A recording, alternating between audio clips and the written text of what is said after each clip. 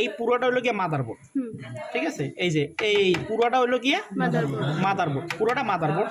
এটা হলো গিয়ে র্যাম স্লট, ঠিক আছে। এটা হলো গিয়ে র্যাম স্লট। আগে হলো গিয়ে পরিস্থিতি, আগে সুন্দরভাবে সবগুলো পরিস্থিতি কম্পোনেন্টগুলো পরিস্থিতি করে দেবা প্রতিটা অংশে, ঠিক আছে। বর্ণনা বলার দরকার নেই, বর্ণনা বলবা দ্বিতীয় স্টেপে যাইয়া। আর যদি প্রথমবারই তোমার কাছে জিজ্ঞাসা করে যে এইটার কি কাজ, তুমি ইনস্টার্ট বলে দেবা, ঠিক আছে। এছাড়া তোমার বলার কোনো দরকার নেই। আচ্ছা দেখো, তাহলে পুরোটা হলো গিয়ে মাদারবোর্ড, এটা হলো গিয়ে র্যাম স্লট, ঠিক আছে। এটা কি স্লট? RAM slot. তারপর এইটা হলো গিয়ে পিসিআই স্লট, এই দুইটা কি স্লট? PCI slot. এই কোনারটা এই জায়গায় আছে, এটা হলো গিয়ে পিসিআই এক্সপ্রেস, এইটা পিসিআই এক্সপ্রেস, ঠিক আছে। এই যে এই ছোট ছোট গুলো আছে, এই যে দেখছো, এই যে ক্যাপসুলের নাম দেখে, এগুলো হলো গিয়ে ক্যাপাসিটর, এগুলো হলো গিয়ে ইন্ডাক্টর, ঠিক আছে। এইটা যেটা আছে এইটা হলো গিয়ে M.2, বোঝা গেছে। এইটা M.2, সব পিসিতে M.2 থাকবে না। যদি M.2 থাকে সেটা মাদারবোর্ডে লাগানো থাকে, আর যদি এসএসডি বা হার্ড ডিস্ক থাকে সেটা হলো গিয়ে সাইডে কোনো জায়গায় লাগানো থাকবে, ঠিক আছে। আচ্ছা, এইটা হলো গিয়ে ব্রিজ, ঠিক আছে। এইটা ব্রিজ, কি ব্রিজ এখনো বলিনি, শুধু বলছি আমি ব্রিজ, আমার কথা লক্ষ্য করো। এটা হলো গিয়ে ব্রিজ, আমি কিন্তু বলিনি সাউথ না নর্থ। কম্পোনেন্ট পরিস্থিতির মধ্যে কোনো ই নেই, তুমি তোমার মতন বলে দেবা, এটা ব্রিজ। আচ্ছা, তারপর হলো গিয়ে এইসব জায়গায় আছে, দেখো এই জায়গায় লেখা আছে USB 1, USB 2, দেখছো এগুলো, হ্যাঁ। এগুলো লাগে ফন্ট USB, ফন্ট অডিও। এই যে ফন্ট অডিও আছে এই পাশে, ফন্ট অডিও মানে এই পাশে যে এই যে সামনে থেকে যে USB গুলো আছে, অডিও আছে, সেইগুলো লিখে এখান থেকে এই যে এই কেবলগুলো কানেক্টরের মাধ্যমে, এখানে প্রতিটা কেবলের সাথে লেখা আছে, দেখবা এই দেখো, এই দেখো লেখা আছে, এই যে অডিও দেখছো, আর এই যে USB লেখা আছে না, এই অডিও USB এইখানে কানেক্ট করতে হয়, ঠিক আছে। তাইলে তোমার এই যে ফন্টে কাজ করবে, আদারওয়াইজ করবে না। আচ্ছা, তারপর হলো কি এই যে আছে, এইটাকে বলা হয় ফন্ট প্যানেল কানেক্টর, ঠিক আছে। এইটাকে বলা হয় ফন্ট প্যানেল কানেক্টর। এইটার কাজ হলো কি তোমার এই যে সামনের যে সুইচ দিছো, লাইট জ্বলছে, রিস্টার্ট বাটন, ওগুলা কাজ করে, ঠিক আছে। আচ্ছা, এখন এই পিসিটা লেখা আছে এখানে, কিন্তু সব পিসিতে কিন্তু তোমার এখানে লেখা থাকবে না। সেক্ষেত্রে তোমার করতে হবে কি, এখানে দেখবা যে জেপি আছে, হ্যাঁ, ফন্ট প্যানেল এফপি লেখা আছে, দেখবা এফপি মানে ফন্ট প্যানেল, ওইখানে যাবা। আর যদি এফ ইউএসবি, এফ অডিও থাকে তাহলে font USB, font audio.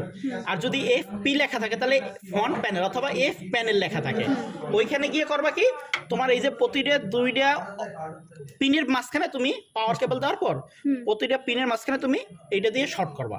Short করলে যেইটা তোমার এইটা ঘুরবে, তার মানে ওই অংশটা হইলে গিয়ে তোমার সুইচ, পাওয়ার সুইচ, তখন তুমি পাওয়ার সুইচটি থেকে লাগাই দেবা, ঠিক আছে। এই গেল এখানে, তাহলে পরিচিতি শেষ। এই অংশটাকে বলা হয় ব্যাক প্যানেল, এই পাশের অংশটাকে। এখানে আছে হইলো গিয়া তোমার, দেখো এখানে আছে হইলো গিয়া এই যে অডিও পোর্ট আছে, ইউএসবি আছে, ইউএসবি আছে, R45 অথবা ইথারনেট পোর্ট, তারপর হলো গিয়া HDMI, সিরিয়াল, DVI, VGA, ঠিক আছে, PS2, USB, এটা হলো গিয়া ব্যাক প্যানেল, ঠিক আছে। আচ্ছা, আর এটা তো হলো গিয়া পাওয়ার সাপ্লাই, এটা তো পাওয়ার সাপ্লাই, ঠিক আছে। পাওয়ার সাপ্লাইয়ের কাজ কি, পাওয়ার সাপ্লাইয়ের কাজ হলো গিয়ে বাহির থেকে পাওয়ার সংগ্রহ করে ও করে কি এই জায়গায় সাপ্লাই দেয়, বাহির থেকে দেয় এসি, এখান থেকে ও সাপ্লাই দিতেছে ডিসি। আচ্ছা, এই পরিস্থিতি শেষ। নাম কি, এটা র্যাম স্লট, এটা নাম র্যাম স্লট। এখানে কি করে, এখানে র্যাম কানেক্ট করা হয়, ঠিক আছে, এখানে র্যাম কানেক্ট করা হয়। এইটা হলো গিয়ে এজিবি স্লট, হ্যাঁ, এজিবি স্লট। এই এজিবি স্লটের কাজ হলো গিয়ে গ্রাফিক্স কার্ড কানেক্ট করা হয়, এজিবি স্লট এখানে গ্রাফিক্স কার্ড কানেক্ট করা হয়। আর এগুলো হলো গিয়ে পিসিআই স্লট। পিসিআই স্লটে হলো গিয়া internal modem, internal TV card, internal sound card আছে, ওগুলো কানেক্ট করা হয়, ঠিক আছে।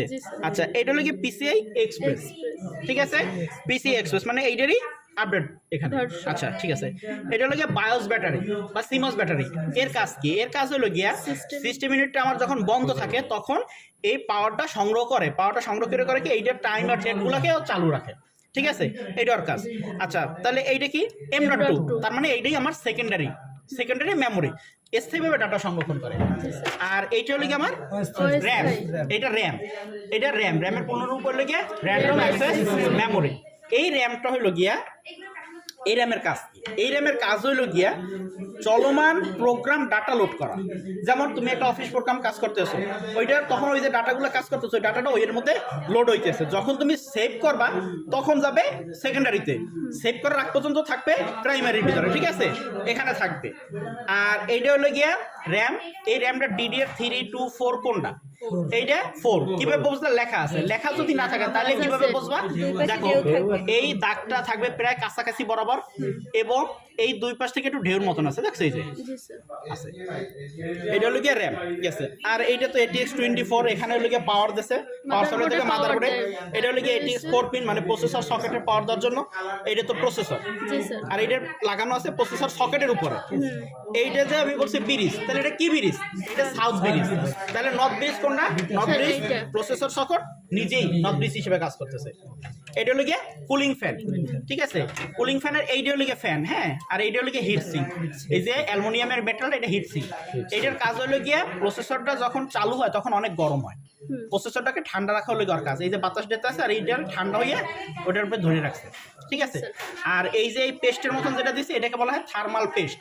এই থার্মাল পেস্টের কাজ হলো গিয়ে দুইটা মেটাল যখন তুমি এক জায়গায় লাগাবা পরস্পর, তখন এটা কখনোই মিশবে না, কিছু না কিছু ফাঁক থাকে, ওই ফাঁকের ভিতরে কি তখন এটা তো গরম গরম বাতাস ধরবে, তখন প্রসেসরটা গরম হয়ে যাওয়ার সম্ভাবনা থাকে। এই জন্য এই থার্মাল পেস্টটা দেওয়া হয় যাতে ভিতরে কোনো ফাঁকা না থাকে, বুঝতে পারছো?